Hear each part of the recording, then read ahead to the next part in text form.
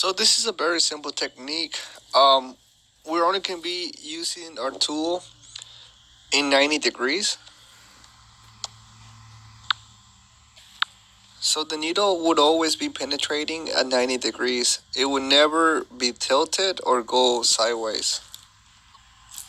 So remember, always 90 degrees, and make sure your hand is always supported on your customer's head, or if it's practice, make sure your hand is resting somewhere.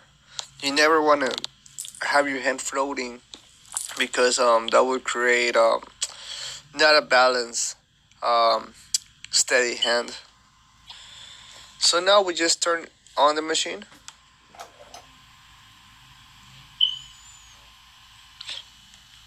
And now we'll begin. We can get pigment with the machine on.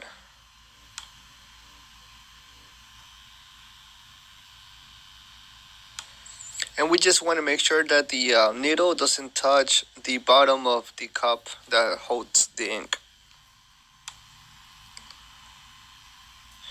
Because if it does, then it may damage the needle. So we take pigment. We support our hand steady on the customer's head, and in this case, in the latex skin. We put the machine in 90 degrees, and we start making little dots. So let's begin with 5 little dots.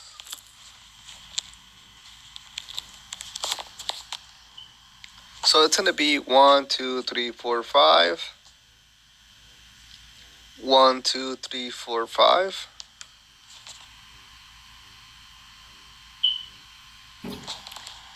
And just make sure that you don't go too deep, because if you go too deep with the needle, then those points are gonna blow out, and they're gonna be too thick, and it won't look natural. So just remember that all you need to do is just like the tip of the needle. That's all you need.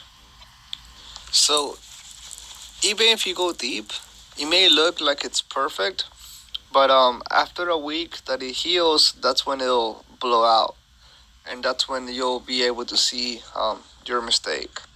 So just make sure you don't make that mistake. You don't go too deep. It's more superficial, and just go slow.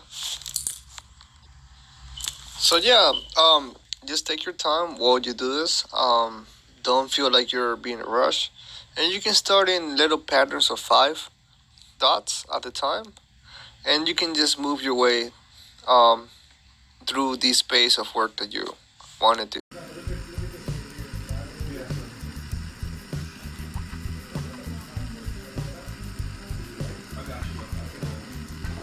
So another thing is, for when you are doing the sessions, the human head has 1,200 hairs per square inch on the scalp.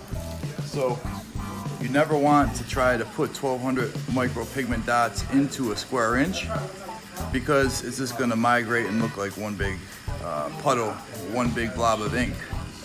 So the correct way is you always want to maybe do 300 to 400 hairs per square inch on a session.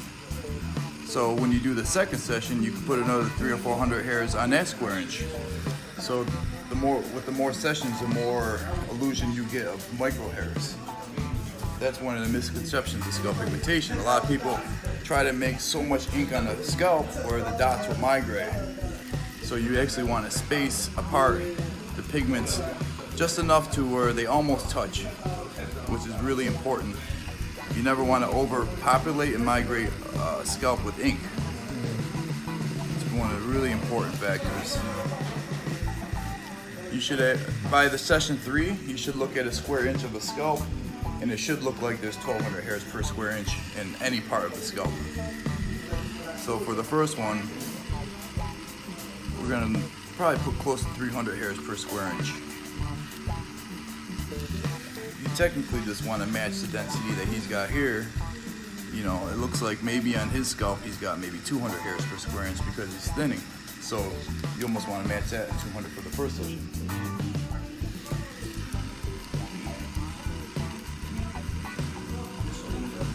Yep. then I go with the grain of the scalp. So the pigments that I lay into the scalp, I kind of go with the grain of the hair. So the direction of his natural hair flow, I want to follow that. I want to make it look like his hairs are growing in a certain direction.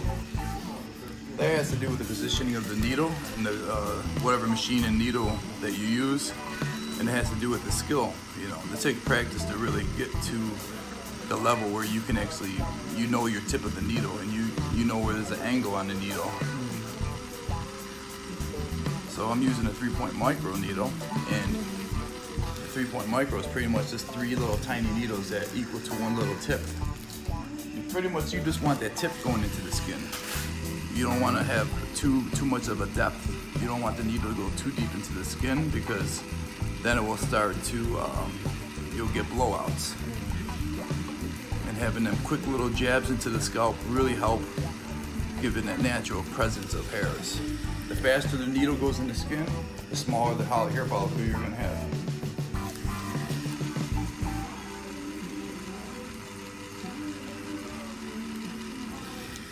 It's almost a feeling, like when you're doing the scalps, you just want to let the needle do all the work. You don't want to force the needle into the skin. You just want to have it flow. There's a certain feeling you'll have. I can actually close my eyes and just feel the needle go into the skin and still have the same consistency throughout the whole head. It's just a feeling. It's really important. I won't close my eyes for him, but just to say, I've done it. I'm probably going to wind up doing it in one of my future videos. Just to show people at home, it's a feeling. When you're doing this scalp pigmentation, it's a feeling you're going to have. It's like after a while, for me, it's like driving a car. I could just pick up the needle and go. And I know everybody's skin, you know, after 8 years of doing this, you kind of know every scalp that comes in. I know exactly how their skin, you know, is going to retain it. And I could tell what pressures are used on each client. Every part of the scalp is different pressures. Some spots require a little bit more pressure, and some guys' skin is so thick that you have to break the fatty tissue to get to the dermal layer of the scalp.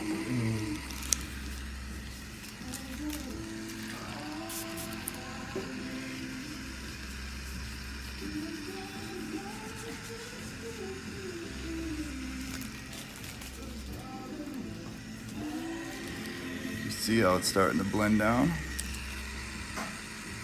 And then you just kind of go back through some of the empty spots.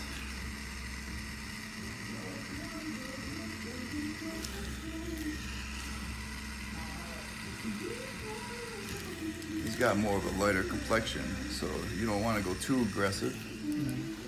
You never want to start too dark on a session either. Like I said, that first session should always be lighter than the actual hair follicles once settled.